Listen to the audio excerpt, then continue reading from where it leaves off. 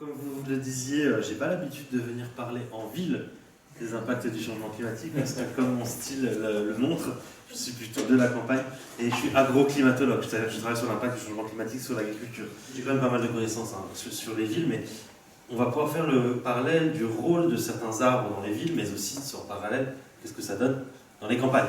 Le lien aussi agriculture-campagne dans un contexte de changement climatique et l'îlot de chaleur urbain, en quoi la campagne peut aussi apporter des solutions pour l'agriculture.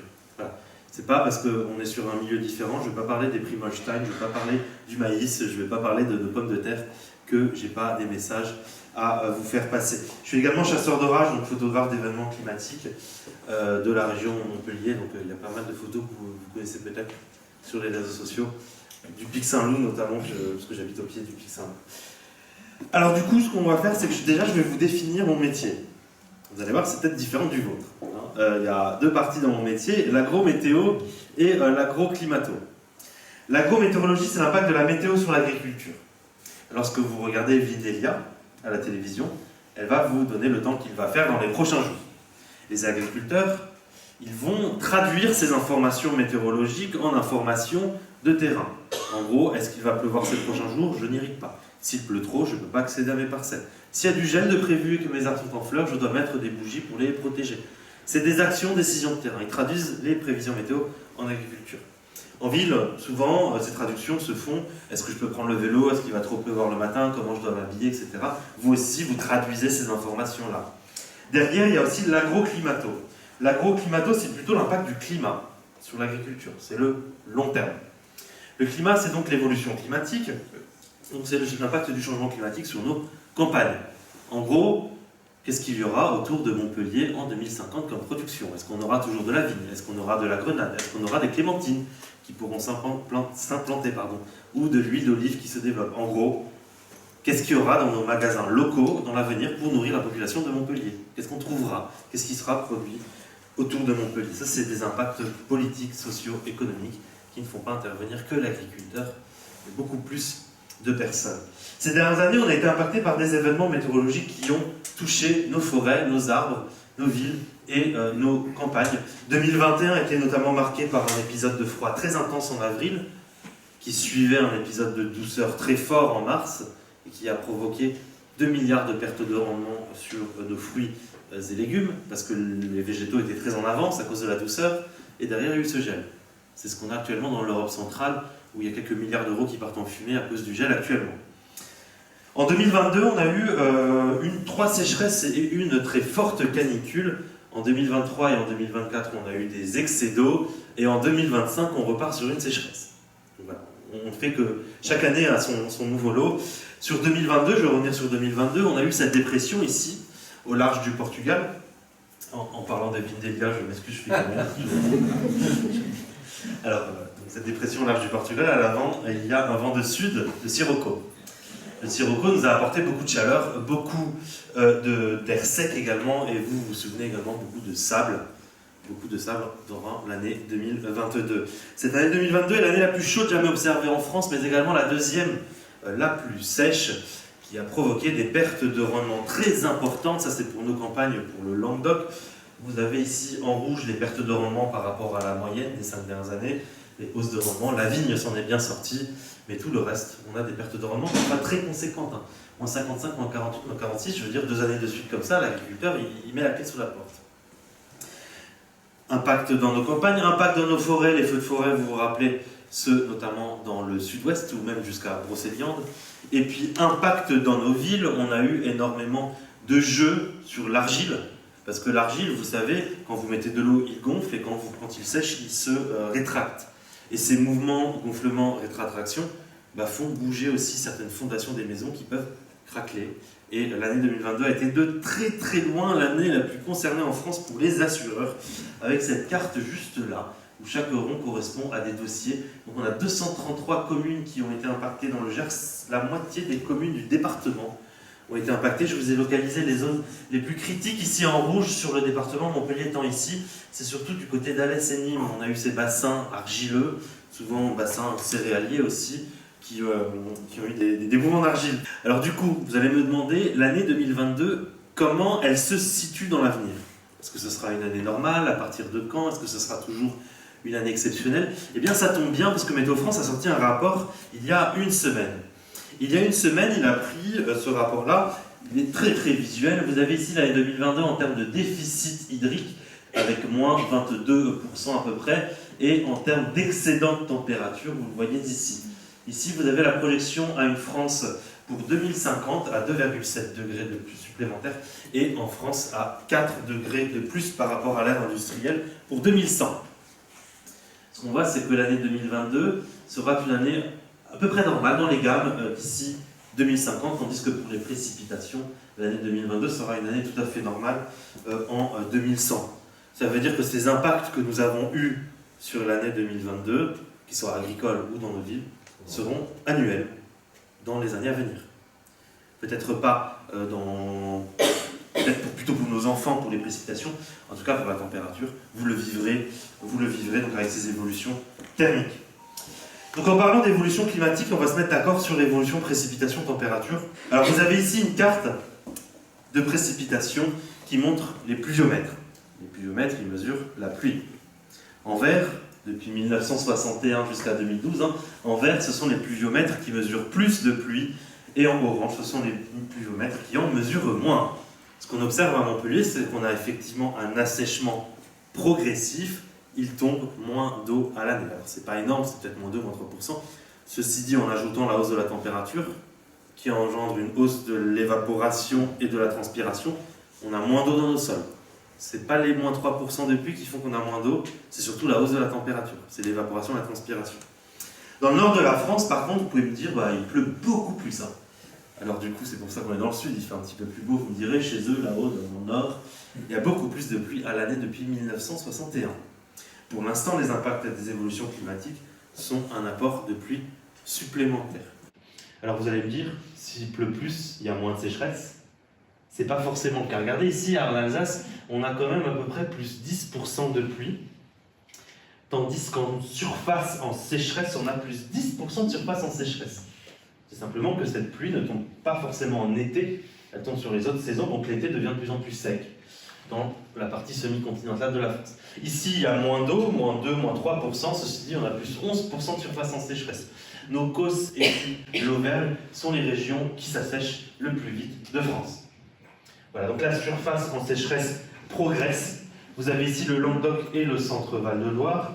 Depuis 1959, en ordonnée, vous avez les pourcentages de surface ville et agriculture en sécheresse.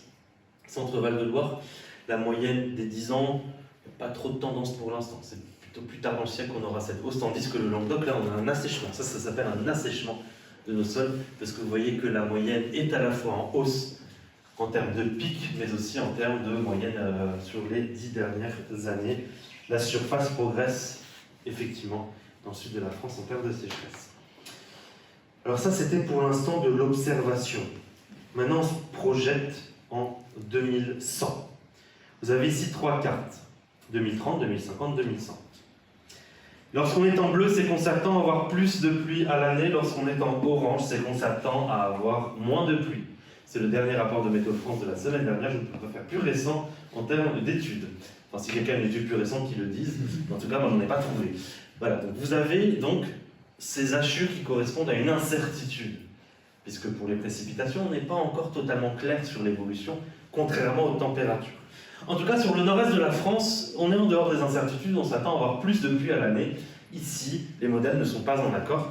Ils commencent à être progressivement en accord à partir de 2100, où les incertitudes disparaissent dans une partie de l'Occitanie, en montrant moins de pluie. Donc pour l'instant, du côté de Montpellier, on ne sait pas trop comment ça va évoluer, on dit que c'est plutôt stable. Bon, alors vous allez me dire, si on ne sait pas trop comment ça va évoluer, c'est plutôt stable, on rentre chez soi ce soir, il n'y a pas de problème, c'est réglé. En réalité, c'est plus complexe que ça, puisque vous savez que l'arbre ou l'agriculture a une activité saisonnière. C'est-à-dire que s'il pleut trop pendant que l'arbre n'en a pas besoin en hiver quand il a les bourgeons fermés, ça ne va pas faire grand-chose. Mais si on n'a plus quand il pousse, là ça va faire quelque chose. Donc, vous avez ici l'hiver. L'hiver, pareil, sur les mêmes échéances, on s'attend à avoir plus de pluie sur une bonne partie de la France avec quelques incertitudes dans le sud-ouest, notamment dû à des variabilités d'épisodes pluvieux sévenols que vous connaissez, qui sont parfois mal simulés. Par contre, en été, là, on a une très forte diminution de l'eau qui est attendue, et nous ne sommes pas forcément dans les zones d'incertitude. C'est-à-dire qu'il va plus pleuvoir pendant les périodes où les végétaux en ont le moins besoin, et il va moins pleuvoir pendant les périodes où les végétaux en ont le plus besoin pour leur croissance. C'est pareil pour les arbres en ville que c'est pareil pour le maïs dans nos champs, c'est les mêmes impacts. C'est-à-dire qu'il va falloir apprendre à vivre avec une variabilité des précipitations qui va être beaucoup plus importante d'année en année, entre saisons, mais aussi entre années. C'est pour ça qu'au début, je vous ai dit 2022 sécheresse, 2023, 2024 excès d'eau, maintenant on repart sur une sécheresse. On est sur l'indice hydrique des sols record dans le nord de la France, le plus bas jamais observé. Ça fait depuis 2 ans qu'il pleut, et maintenant on est déjà au niveau le plus bas, le record le plus bas. On est passé du plus haut au plus bas, alors qu'avant on était au record le plus bas. On a fait vraiment les dents de scie, donc les agriculteurs ne savent pas sur quel pied danser. Donc là, c'est les impacts de la variabilité des précipitations qui augmentent. Dans cette variabilité, on n'a pas que l'effet des précipitations qui peut faire des figures de sécheresse. On peut avoir des figures de sécheresse, donc des brûlures sur les feuilles, des foliations, même avec de l'eau dans les sols. C'est ce qu'on appelle très récemment dans nos articles scientifiques la sécheresse éclair. La sécheresse éclair est très très mal connue du grand public, c'est pas un stress hydrique, c'est un stress thermique. C'est ce qui s'est passé le 28 juin 2019, pour ceux qui connaissent ces impacts-là qui étaient présents. Le 28 juin 2019, à Montpellier, il a fait plus de 40 degrés, tandis qu'au nord de Montpellier, il faisait 46 degrés, avec 40 km/h de Mistral. C'est ce que vous avez à la sortie d'un sèche-cheveux. Oh, c'est comme si j'appliquais un sèche-cheveux géant sur nos forêts. Nos forêts ont perdu toute la surface, toute la canopée a brûlé, simplement dû à un stress thermique. Et nos vignobles, vous les voyez ici, qui étaient verts le matin, alors qu'il y avait de l'eau dans le sol, et ben ils ont complètement perdu leurs feuilles. Ça, c'est un effet de stress thermique, on appelle ça la sécheresse éclair. C'est un point ponctuel qui ne se voit pas sur ces moyennes-là. Ça, c'est des moyennes sur 30 ans. Ces impacts-là ne se voient pas. C'est-à-dire qu'une canicule sur un arbre, quand il est mort, il est mort. C'est pas quand on fait la moyenne et qu'après il ne va pas revivre après. Donc on regarde aussi l'événement ponctuel.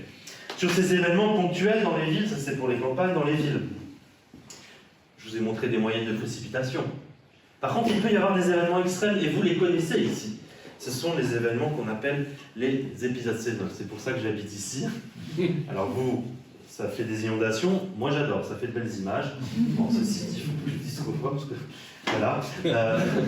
Donc c'est pour ça que j'habite à Montpellier, c'est la région la plus dangereuse de France, avec Nîmes, en termes d'alerte rouge. C'est vraiment pour ça que j'habite là. Sinon, ma femme voulait me traîner en Bretagne. Voilà, la Bretagne, c'est pas trop mon truc. C'est bon, les crêpes, mais il n'y a pas trop d'orage. Du coup, vous avez ici des impacts sur les orages sévenols. Ce qu'on a observé, c'est plus 21 à plus 22% déjà de pluie lors des épisodes sévenols. C'est simple à comprendre. Un air plus chaud peut contenir 7% potentiellement de vapeur d'eau, donc peut apporter 3 à 4% d'eau lorsqu'il pleut. En plus. Or, en parallèle, on a aussi une urbanisation. On est très très fort à Montpellier, surtout dans les zones humides au sud. Et donc, plus de pluie lors des épisodes orageux, moins de gestion des parties urbanisées, ça fait plus de dégâts dans les villes. Alors là, vous n'avez pas les villes, vous avez l'agriculture. En Grèce, j'ai pris cet exemple de Grèce en 2023. Vous avez une différence entre le 30 août 2023 et le 9 septembre 2023. Vous voyez bien la différence, il est tombé 3000 mm de pluie entre ces deux photos. 3000 mm de pluie. Ça équivaut à 7 ans de pluie à Paris ou à 20 ans de pluie à Perpignan sécheresse. 3000 mm de pluie. Il n'y a aucun épisode pluvieux comme ça qu'il y a eu en France. Notre record, c'est 1000 en 24 heures. C'est déjà pas mal. Lors de l'Aiguillade, je crois qu'on dit ça, d'Amélie-les-Bains en 1940. Il me semble que c'est celui-là, à Saint-Laurent-de-Cerdan. Bon. Donc, on a plus 7% de vapeur d'eau chaque degré gagné, une mer plus chaude, la mer Méditerranée, plus d'énergie à ces orages, des vents locaux, Mistral, Tramontane, qui peuvent faire des convergences de vent et favoriser l'apport d'énergie à ces orages, des reliefs qui font des effets d'écoulement, le sol et la végétation qui ne sont pas aussi luxuriants qu'à Fontainebleau. La garrigue retient moins le ruissellement que la forêt des feuillus à Fontainebleau. La bétonisation, vous le connaissez, et puis les sécheresses estivales qui font que le sol forme une croûte argileuse, c'est comme la cuisson de la poterie. l'argile étant exposée au soleil a cuit en été, et l'argile, avant, les poteries en argile servaient à retenir l'eau lors des Romains, pour mettre de l'eau, pour la boire. En fait, c'était hydromorphe, ça n'acceptait pas l'eau. Au début, les premières pluies, les premiers épisodes sénoles tombent sur des sols qui sont complètement hydromorphes, et donc cela provoque du coup des effets d'écoulement. Voilà, pour toutes ces raisons, il faut regarder aussi l'évolution des extrêmes climatiques et pas seulement des moyennes sur 30 ans. Pour la température, c'est pareil. La température moyenne française augmente, mais les extrêmes aussi. Vous avez ici l'évolution de la température moyenne terrestre depuis 1967 à peu près. Ce qu'on observe, c'est donc cette hausse de la température moyenne en rouge ici, qui est l'évolution du changement climatique. Ne venez pas sur les réseaux sociaux me dire que entre 1987 et 1993, il y a eu un refroidissement climatique, c'est-à-dire qu'on nous impose des taxes pour enlever le CO2 de l'atmosphère, juste pour nous taxer pour les plus riches. En réalité, non. Quand on regarde une partie de la courbe pour en dire l'inverse de la tendance, ça s'appelle du cherry picking.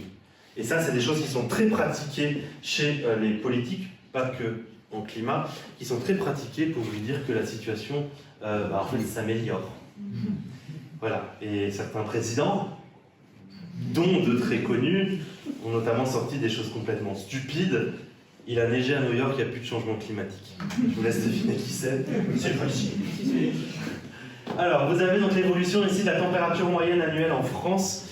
14 degrés à Montpellier, ces 14 degrés dans le passé se retrouvent au centre de Paris par effet urbain, à Lyon par effet urbain, à Bordeaux, à Poitiers et à La Rochelle. Notre climat méditerranéen s'en va. Et nous reprenons le climat de Cordoue, de Séville, suivant les projections. Cette projection est une projection qui est fausse parce qu'elle est trop fraîche. Sur les dernières projections de Météo France, en fait, on atteint les 18 degrés de température moyenne. C'est Cordoue. Voilà. Donc, je vous laisse imaginer. Les villes de Cordoue n'ont pas eu la même architecture quand elles ont été construites que Montpellier ou que d'autres habitations autour de Montpellier. C'est pas la même architecture quand on a ces températures-là.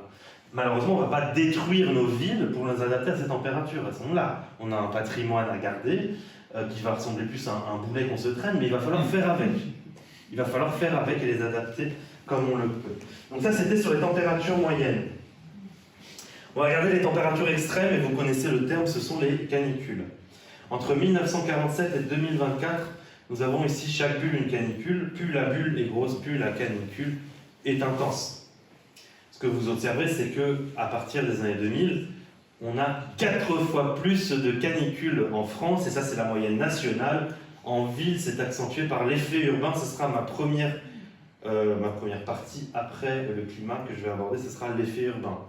Ça accentuera ces effets caniculaires. En 2003, nous avons eu 17 000 morts, essentiellement des personnes âgées dans les villes, essentiellement, ou des personnes isolées, malheureusement, dans les campagnes. Depuis, nous avons fait un progrès considérable, il faut l'avouer, grâce aux vigilances rouges, vigilances oranges et au plan canicule de surveillance de nos voisins ou de mise de la clim dans les maisons de retraite. Ceci dit, on a encore des progrès à faire parce que le brevet a été annulé en 2019 parce qu'on n'avait pas la clim dans les collèges, alors qu'il faisait entre 40 et 44 degrés. Là, c'était le jour où il y a eu les 46 à Montpellier.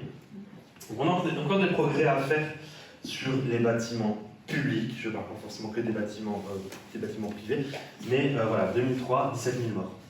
2003 sera une canicule normale, et classique tous les étés en 2050.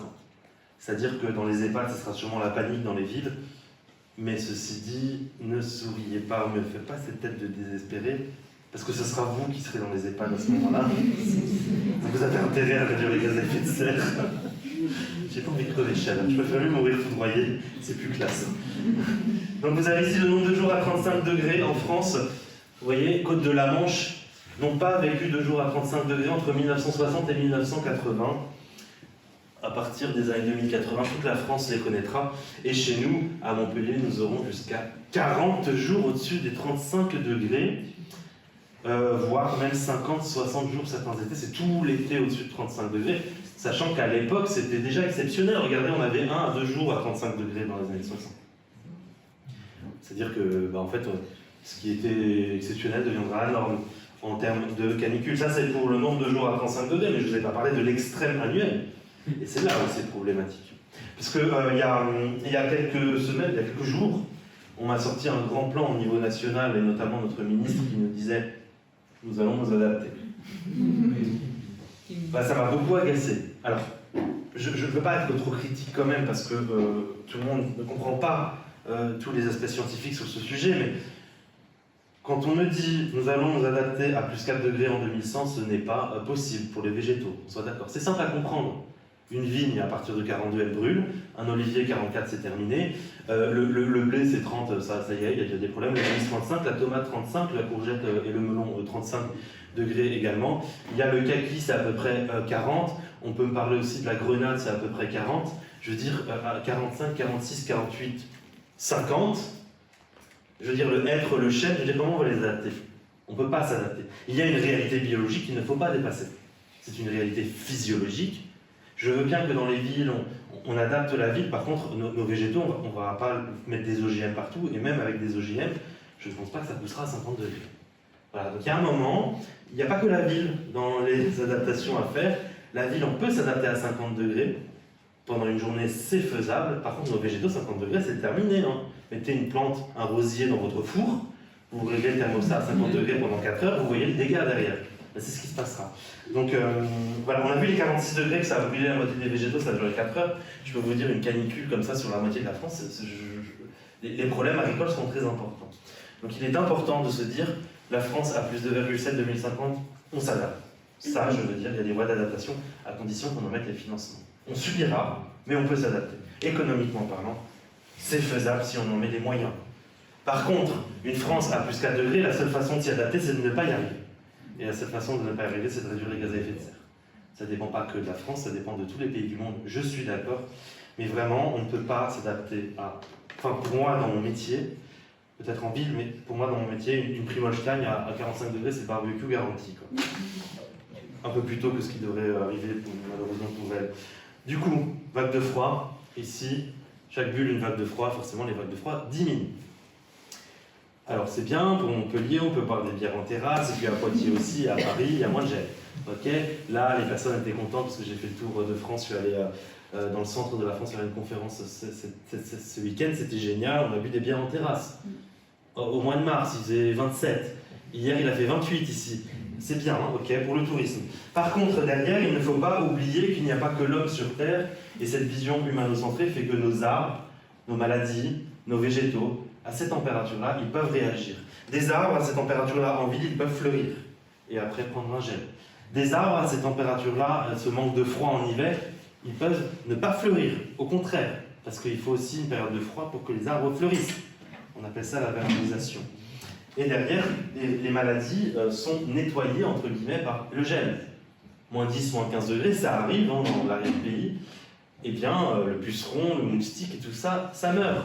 S'il ne gèle pas suffisamment à Montpellier et que les moustiques ne sont pas tués en hiver, on a des maladies de ville qui vont arriver. Les moustiques pourront continuer à se développer en hiver. Donc voilà, c'est pas parce qu'il fait moins froid que c'est cool que pour la bière, il y a plein de conséquences sur les écosystèmes derrière et sur nos villes. Je commence par les villes et après j'irai un petit peu en campagne. Vous avez ici Paris par satellite, un satellite qui permet de mesurer la température, et avec l'échelle de température.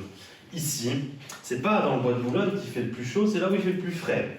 On soit d'accord, il y a à peu près 25 degrés. C'est la canopée des arbres, c'est le sol qui rafraîchit par l'évapotranspiration. Et vous avez les rails, là, vous voyez, Gare de Lyon, Montparnasse, ici, ces rails qui sont toutes rouges, là, c'est de l'acier, 40 degrés au sol.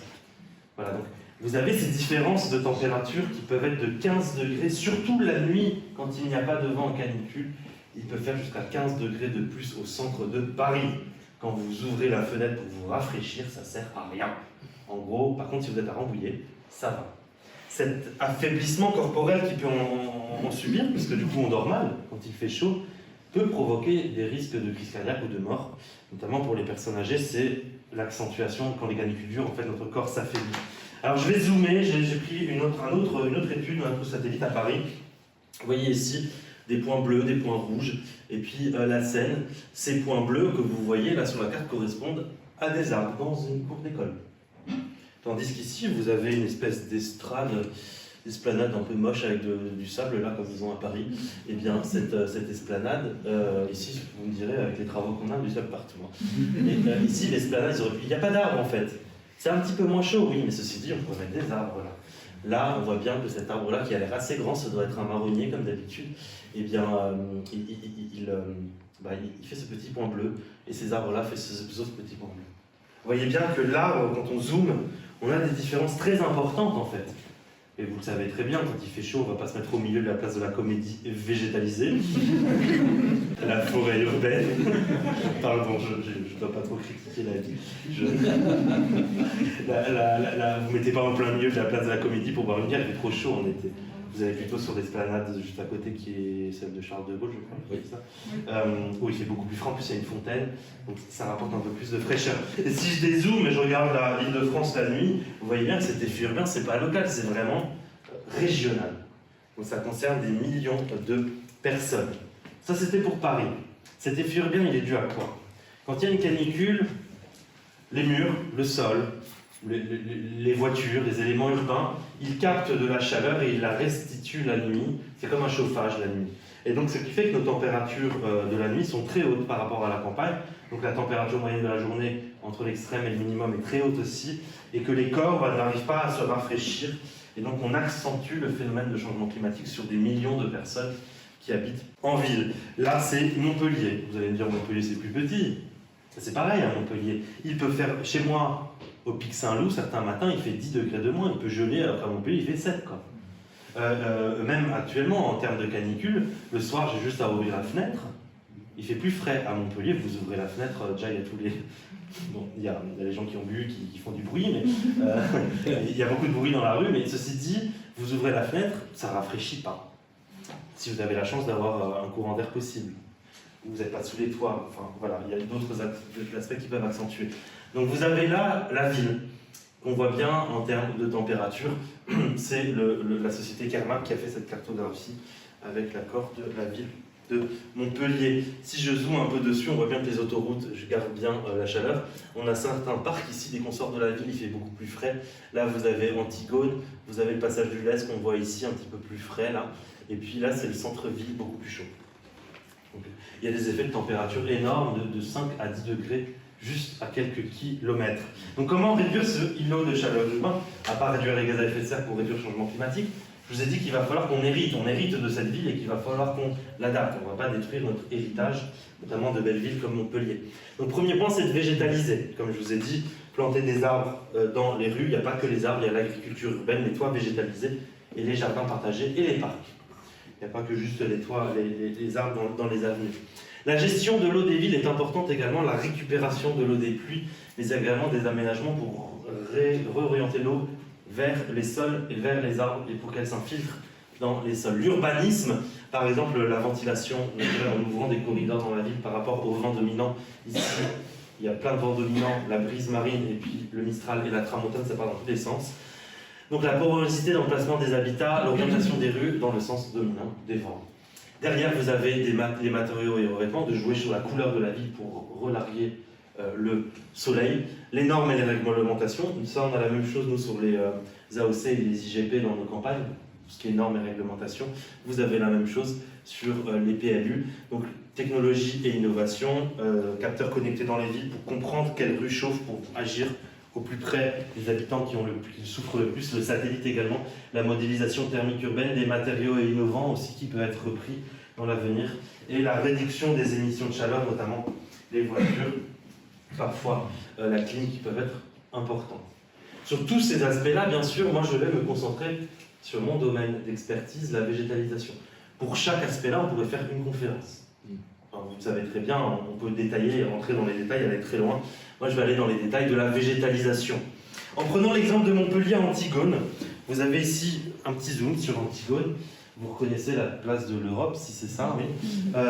Et donc, vous avez des arbres, et donc vous avez des espaces arborés, des espaces bâtis. Et il y a une corrélation qui est faite ici avec la température, où on observe une perte jusqu'à à peu près 1 degré dans les zones où il y a des arbres et dans les zones où il n'y a pas d'arbres. Donc là, c'est vu par satellite. Je pense que sur place, la corrélation doit être plus forte et plus importante. mais par satellite, avec la granulométrie du satellite, peut-être qu'on n'arrive pas très bien à bien voir cette pente, mais elle est là déjà par satellite. On voit bien que le rôle de l'arbre, déjà Antigone, qui est une ville nouvelle, entre guillemets, où on a déjà intégré de l'arbre, eh bien, favorise en fait le rafraîchissement, en plus de l'ouverture des avenues et une prise îlolaise qui passe, qui permet de rafraîchir un petit peu. Donc le rôle de l'arbre est très important pour réguler ces températures-là, notamment par l'évapotranspiration et l'ombre qu'il apporte, le stockage du CO2, ça permet de récupérer du carbone de l'air, et la réduction de la consommation énergétique de la climatisation. Le rôle de l'arbre est aussi important dans la gestion de l'eau d'un territoire. Puisque par exemple, lorsque vous avez un territoire qui est complètement bétonné, avec des égouts, les égouts récupèrent l'eau et la larguent dans le Lez ou dans un autre fleuve, mais cette eau-là, normalement, si elle n'avait pas la ville, elle serait allée sur le sol et se serait infiltrée jusqu'aux nappes phréatiques. Donc on prive la nappe phréatique d'eau. Et il va falloir qu'on refasse autrement, c'est-à-dire qu'on infiltre ces eaux-là, et le rôle aussi des parcs et de l'arbre est de réduire le risque d'inondation. L'arbre a un rôle important sur la qualité de l'air, sur la biodiversité urbaine, je ne reviendrai pas dessus, la santé, le bien-être, l'esthétique et la culture, mais aussi l'éducation et la sensibilisation. Éducation et sensibilisation, c'est votre lien ici entre la ville et la campagne. Les jardins partagés, certes, ne vont pas nourrir tout Montpellier. Hein. Par contre, les écoles qui vont dans les jardins partagés, qui ont accès à ces espaces végétalisés, ça permet de comprendre que les chocs à pic ne poussent pas dans les champs pour certains jeunes, et ça permet de comprendre qu'aussi il faut de l'eau, que c'est compliqué de faire pousser des tomates, des courgettes. Ça, c'est un lien très important, notamment lorsqu'on a accès à cette matière première agricole, on a tendance à vouloir plus la travailler, à moins manger des plats préparés aussi, lorsqu'on voit comment ça pousse. Alors dans ces schémas-là, l'arbre dans la ville, on peut avoir de nouvelles façons de voir la course de l'eau dans nos villes, notamment ici, des entrées d'eau, le trottoir étant plus bas, ça permet de faire rentrer l'eau et donc de laisser le temps à l'eau de s'infiltrer dans le sol, surtout à l'arbre qui a accès à de l'eau, qui n'est pas juste bétonné jusqu'au tronc, qui n'a pas accès à l'eau. Dans les villes et dans nos campagnes et dans les zones périurbaines, on peut avoir l'eau des toits qui est récupérée pour infiltrer dans le sol. Ça, je le fais d'ailleurs chez moi, ou récupérer pour de l'irrigation. Et puis, vous pouvez avoir dans les vignes des zones de filtration ou des zones d'infiltration, qui peuvent être des parcs ou alors dans les longues avenues, de mettre des filières de végétation. Voilà pour ces aspects-là. En gros, l'objectif de la ville dans l'avenir est de passer d'une ville entonnoir à une ville éponge. Je ne sais pas si vous connaissez cette image, moi je la trouve hyper parlante. Là, vous avez la ville entonnoir, c'est que l'eau qu'on récupère dans les égouts, on la relargue et puis ça nous embête, quoi. Et puis la ville éponge, alors la ville, ici l'entre-deux c'est les pattes, quoi, on va dire. Dans la ville des pattes, eh bien, il y a un peu d'eau qui est récupérée un petit peu partout, tandis que dans la ville éponge, là on garde l'eau, on garde l'évapotranspiration, la ville respire. Elle respire d'elle-même, ce qui permet de limiter les effets de chaleur urbaine. Ça ne va pas les annuler, qu'on soit d'accord, mais ça permet de les limiter. Je voulais aussi revenir sur l'arbre, qui est un rôle de climatiseur naturel. Après, vous avez les climatiseurs non naturels, les vrais climatiseurs, qui sont aussi une solution, mais aussi une source de problèmes. Sur une dernière étude qui a été faite il n'y a pas très longtemps, vous avez ici le rôle de la climatisation. La climatisation va enlever de l'air chaud, la relarguer à l'extérieur, donc ça réchauffe encore plus l'air de dehors. Ceci dit, dans les micro-simulations qui sont faites dans les villes, cette chaleur se retrouve coincée dans les rues. Et en fait, il fait plus chaud dans les rues, alors c'est quelques dixièmes, d'avoir 1 degré de plus, c'est pas énorme, mais il y en a de plus en plus dans les climatiseurs. Derrière, elle peut se retrouver dans une autre rue à l'intérieur des cours qui sont censées être réfrigérées. Vous avez ici l'exemple d'une cour où il y a un arbre. C'est peut-être plus intéressant que mettre les climatiseurs qui relarguent de la chaleur. Voilà, donc déjà, commençons par revoir le rôle de l'arbre et ne pas sombrer dans la facilité de mettre des climatiseurs sans mettre d'arbre. Comme ça, on est tous à l'abri à l'intérieur. Parce qu'il y a d'autres aspects de vivant. Il y a aussi tous les écosystèmes urbains et les animaux et les insectes urbains qui, eux, n'ont pas accès à cette climatisation, mais qui subissent les sorties de chaleur de nos climatisations. Et je terminerai sur ces villes, notamment Carnon, Palavas et Flo, ces villes-là qui sont construites au bord de l'eau et dont les villas sont très très chères encore. parce qu'ils n'ont rien compris. C'est les gens qui achètent des villas en bord de mer. Parce que quand on achète une villa, c'est pas pour la garder pendant 30 ans, quoi. Hein. C'est pour la garder plus longtemps. C'est un investissement à la base pour nos enfants. On a regardé les prix avec ma femme et on a vu en fait, que c'est plus cher que notre maison dans les terres. Quoi. En fait, ces villas-là vont être complètement envahies par la mer progressivement. Alors, c'est pas tout de suite, dans 50, 60 ans, la mer monte progressivement par à-coups lorsqu'il y a des tempêtes ou en moyenne, le long de l'année, par la remontée du niveau de la mer. C'est-à-dire qu'on perd des terres agricoles, notamment du côté de Moggio, par salinisation.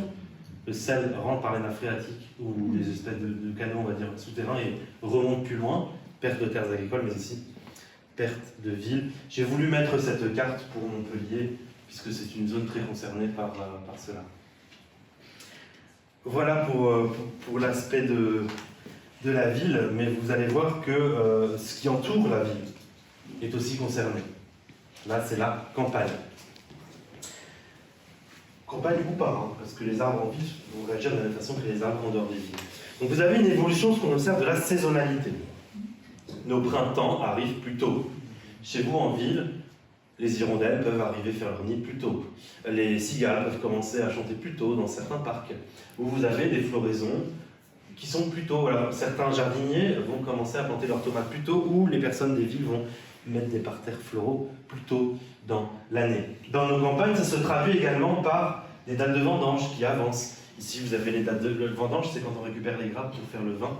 À Beaune, depuis 1659, on faisait les vendanges entre le 23 septembre et le 3 octobre, et puis avec le réchauffement de l'été, on les fait de plus en plus tôt, parfois même fin août. Ça, c'était pour un arbre, une liane, parce que c'est une liane de la vigne, en campagne.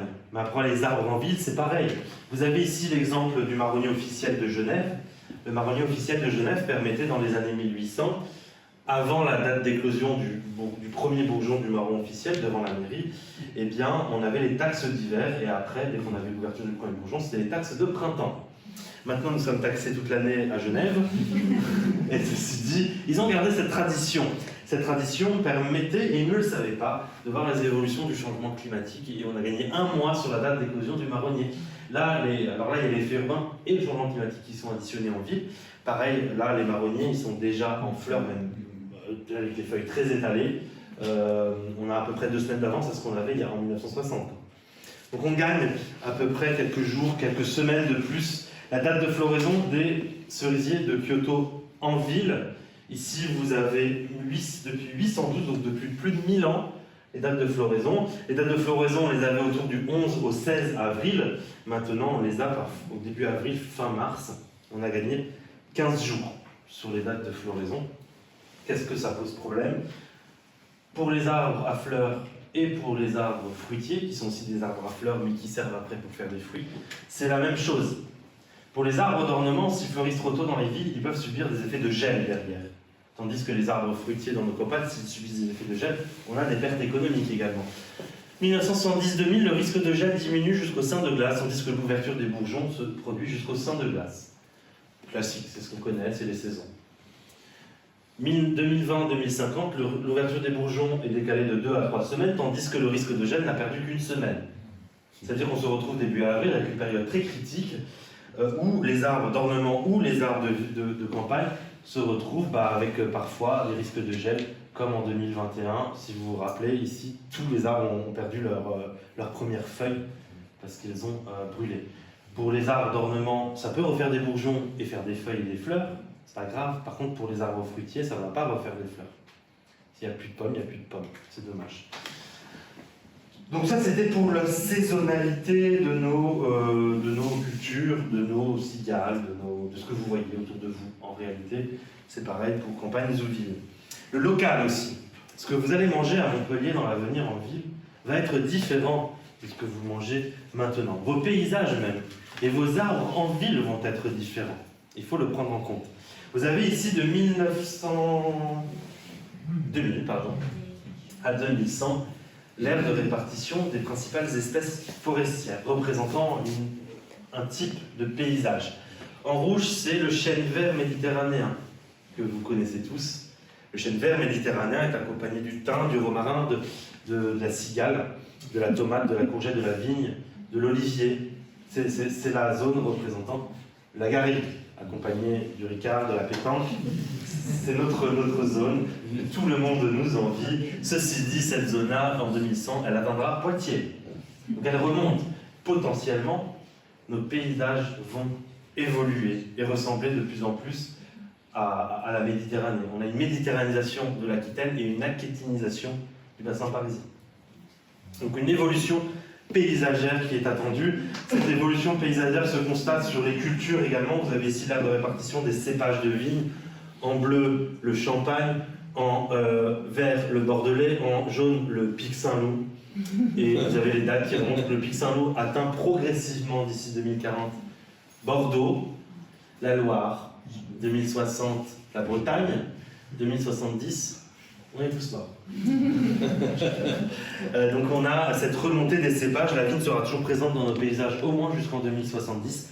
Derrière, ça deviendra peut-être plus compliqué. Et vous voyez la désertification espagnole sur cette cartographie-là. Ce sont des études que j'ai faites pour l'Union européenne. Parce que je ne suis pas juste vulgarisateur, je travaille sur ces sujets-là. L'abricot rouge du Roussillon, qui est dans nos campagnes, puisque nous sommes dans le Roussillon, il est originaire de Rivesaltes, à côté de Perpignan. L'abricot rouge du Roussillon, donc vous avez son pourcentage de succès ici, 100%, dans le Roussillon, 1960-1980. 2040-2060, c'est dans pas très longtemps, l'abricot rouge du Roussillon monte vers Avignon, Montélimar, Agen, Nantes, Rennes, etc. C'est-à-dire que le pruneau d'Agen qui se retrouve à Charleville-Mézières, je fais l'étude et c'est le cas, et en fait là-bas ils auront de l'abricot sec d'Agen. Donc une évolution progressive de nos terroirs. Chez nous, dans nos campagnes, on aura de la pistache qui va arriver, du kaki, de la grenade qui remplacera l'abricot rouge du Roussillon. Dans nos potagers aussi, jardins partagés ou nos jardins individuels. La salade en été, bon, elle ne poussait pas très bien. Ceci dit, la salade, il faut la proscrire complètement dans l'avenir. En été, et dans le sud de l'Europe, ce sera impossible. Avant, c'était possible certains étés, mais maintenant, ça ne l'est pas. Alors, la salade, ça ne va pas vous concerner, ce que vous aimez, vous. La tomate, la reine de l'été. La tomate, ici, en 1960-1980, elle avait un pourcentage de succès de 100%. C'était 1970-2000, pardon. 100%. C'est pour ça qu'on parle de la tomate de Provence, celle d'Espagne, celle d'Italie, les pâtes, les pizzas, etc. La tomate était originaire, enfin, du moins, elle n'est pas originaire. On la cultive très beaucoup dans ces régions-là, hors serre ou sous serre. Tandis qu'en Bretagne, Saint-Brieuc, on a des tomates d'hiver, mais qui sont sous serre. Puisque en été, au milieu de l'été, ils n'ont que 40% de potentiel de croissance, ce qui économiquement, on ne va pas censer dans une culture de tomates. 2070-2100, la tomate sera de Brest et permettra de nourrir les Espagnols qui ne pourront plus produire cette tomate. Économiquement parlant, c'est très important. Ça veut dire que toute l'aire de répartition de nos vergers vont évoluer. Le Maroc et l'Espagne se désertifiant, le sud de la France et la France a besoin de reprendre ces cultures-là pour pouvoir exporter derrière pour le reste de l'Europe. En fait, ce sera nous, la future Espagne. J'espère qu'on ne fera pas les mêmes bêtises qu'au niveau de l'eau, et ce sera nous qui pourrons produire.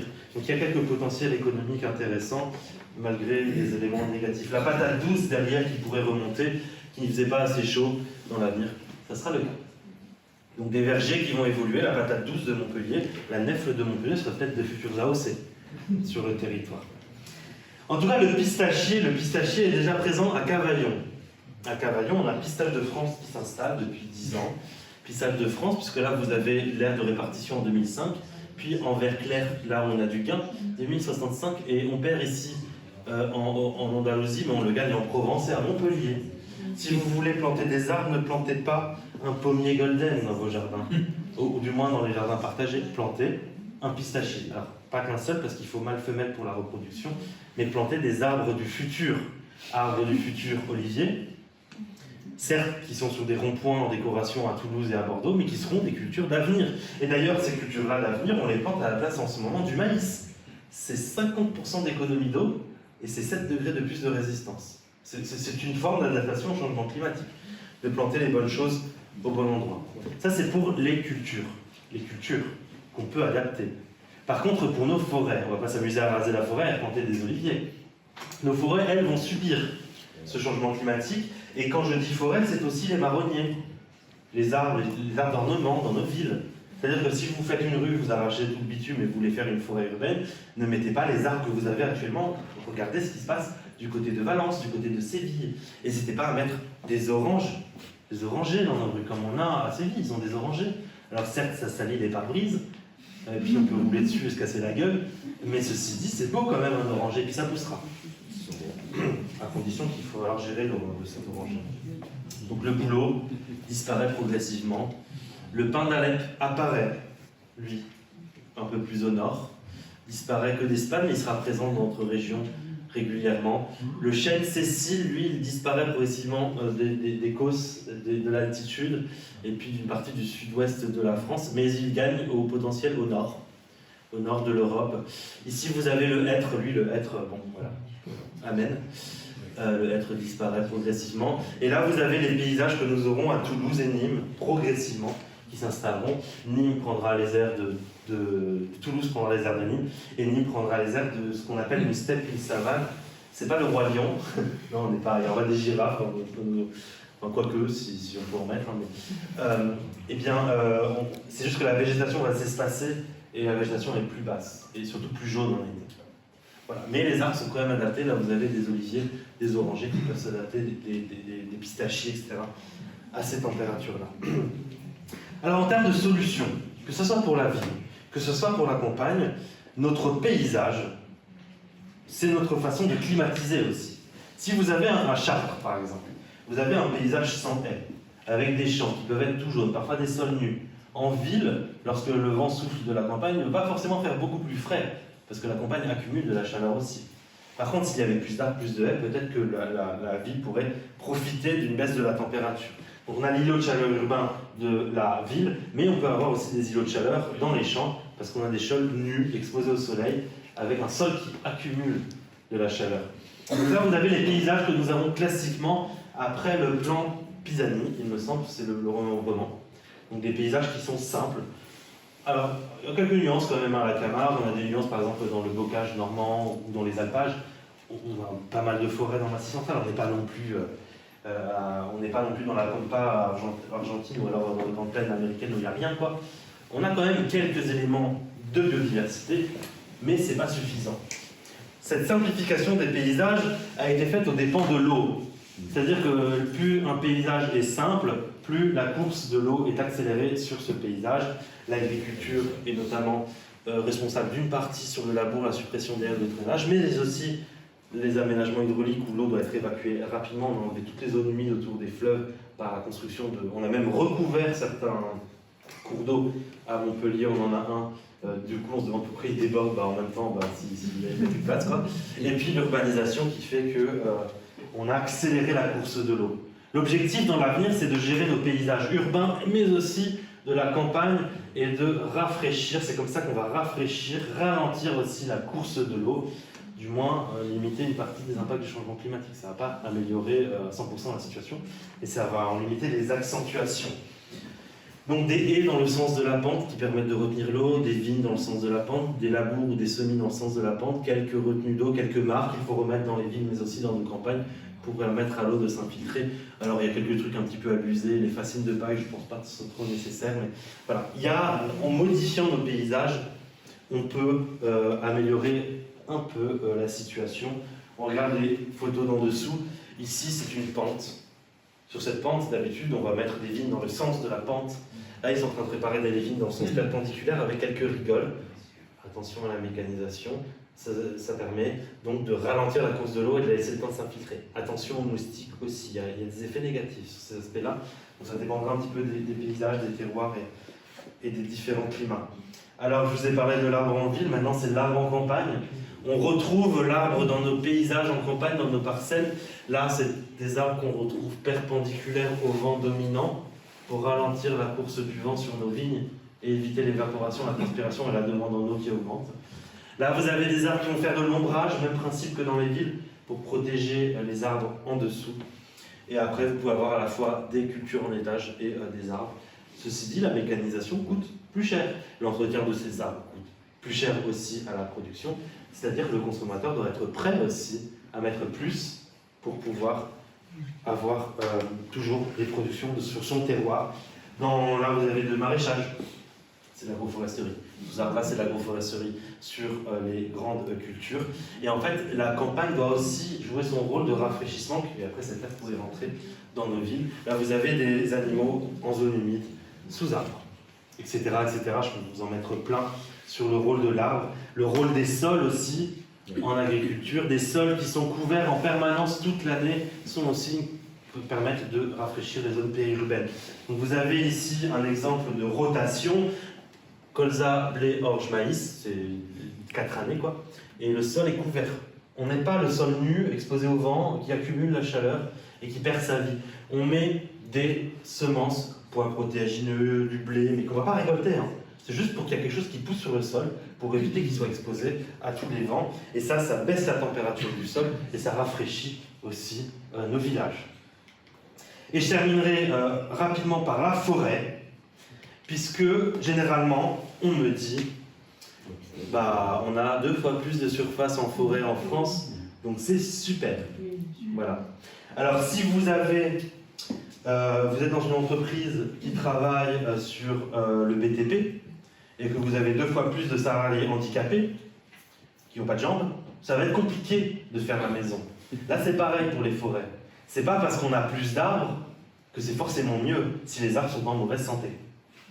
Donc, vous avez une augmentation par 2 de la surface pour les arbres, soit 31% du territoire. Cependant, quand on regarde en détail dans nos forêts depuis 10 ans, on observe ces figures-là, ce sont des figures de dépérissement. À force de se prendre des gels tardifs, à force de se prendre des sécheresses, des températures au-dessus de leur résistance physiologique, c'est les 45-50 degrés qu'on voyait là, eh bien nos arbres meurent. Nos arbres, ce sont des êtres vivants. Ils vont mourir progressivement, et c'est le début du remplacement de la biogéographie, l'ère de répartition des arbres. Ils commencent par mourir, et puis après, normalement, une nouvelle espèce s'implante dans ce nouveau climat. Sauf que là, le changement climatique est tellement rapide que l'arbre il meurt, mais les nouveaux, ils n'ont pas le temps d'arriver. Ils ne vont pas prendre le TGV et monter à Lyon, à notre garrigue. Donc ça veut dire qu'on a un dépérissement et sans remplacement. Du moins, naturellement. Si l'homme peut intervenir, peut-être qu'il pourrait aider les choses. Sur le châtaignier, notamment. Le châtaignier perd beaucoup dans nos campagnes et surtout ici. Le frêne, il y a quelques maladies aussi. Le pin sylvestre, le chêne rouvre, le gépubescent, etc. Vous voyez, ça concerne beaucoup d'espèces. La forêt emblématique la plus étudiée de France à ce sujet est ici, du côté de Perpignan, c'est la forêt de Massane. Je ne sais pas si vous la connaissez. La forêt de Massane, c'est une forêt de hêtres qui est là depuis au moins 21 000 ans et qui est l'une des dernières forêts entre guillemets, naturelle d'Europe. C'est-à-dire que l'homme ne l'a pas anthropisé, il n'y a pas de route, voilà. Et qui est laissé comme ça à l'évolution naturelle pour voir comment elle évolue. Malheureusement, ce qu'on observe, c'est que là, vous avez des hêtres vivants en bleu, des hêtres morts en rouge. Les hêtres étant très sensibles à la sécheresse parce qu'ils ont des racines peu profondes, eh bien, on a ce dépérissement qu'on observe en direct et qu'on ne peut pas forcément rien faire. Encore l'abricotier du rouge du Roussillon, on peut le planter à Angers, on peut faire remonter la cacahuète, la pistache, mais pour nos forêts, c'est beaucoup plus long, normalement, ce processus. Le changement climatique est tellement rapide que nos forêts le subissent de plein fouet. Le subissent de plein fouet aussi en termes de risque de feu. Vous avez ici le nombre de jours de risque modéré de feu, et vous voyez qu'on passe dans des couleurs rouges. L'orange qu'on avait dans le Pic Saint-Loup se retrouve dans l'avenir sur presque une bonne partie de la France. Et chez nous, on passe à 150 jours, c'est la moitié de l'année presque, en risque de feu modéré. Je ne compte pas les faibles, hein. Modéré. Et en termes des risques de feu forts, alors là, c'est vraiment, il ne faut surtout pas allumer quoi que ce soit. On a quand même, certes, moins de jours, mais d'avoir jusqu'à 20 jours de risque de feu fort, c'est énorme pour nos forêts. Il suffit juste d'une étincelle pour que toute la forêt s'embrase, notamment s'il y a des épisodes de Mistral et de Tramontane. C'est pour ça que chez nous, parce que ça prend en compte le vent. C'est pour ça qu'en plus de la sécheresse, chez nous, on est très concernés. Donc les forêts subissent de plus en plus ce changement climatique. Je vais passer cette diapositive, ça vous montre qu'elles stockent moins de carbone. Or, c'était l'un de nos espoirs, vous verrez, gaz à effet de serre.